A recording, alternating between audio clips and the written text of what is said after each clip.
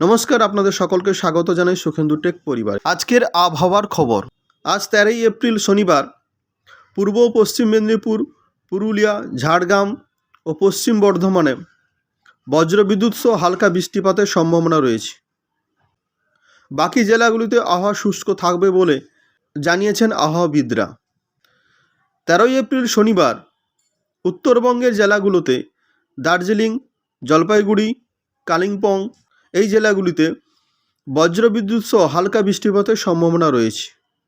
এরপর রবিবার ও সোমবারেও এই জেলাতেই বজ্রবিদ্যুৎ সহ হালকা বৃষ্টিপাতের পূর্বাভাস দিয়েছে আবহাওয়া দপ্তর। বাকি জেলাগুলিতে আবহাওয়া শুষ্ক থাকবে বলে জানিয়েছে আবহাওয়া দপ্তর। কলকাতার পূর্বাভাস কি বলেছে?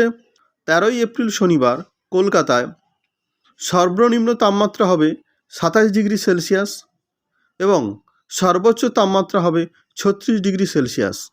আকাশ আংশিক মেঘলা থাকবে। তো এটাই ছিল আজকের আবহাওয়া সংক্রান্ত খবর। তো ভিডিওটি কেমন লাগলো অবশ্যই কমেন্ট করে জানাবেন, লাইক করবেন, শেয়ার করে সবাইকে জানিয়ে দেবেন। আর আপনি যদি আমার চ্যানেলে নতুন হয়ে থাকেন অবশ্যই চ্যানেলটি সাবস্ক্রাইব করবেন এবং সাবস্ক্রাইব করে অল নোটিফিকেশান অন করে রাখবেন, যাতে এই ধরনের আবহাওয়া সংক্রান্ত খবর প্রত্যেক দিন পাওয়ার জন্য। আর ফেসবুক থেকে দেখলে পেজটিকে অবশ্যই ফলো করবেন। সবাই ভালো থাকবেন, সবাইকে ভালো রাখবেন।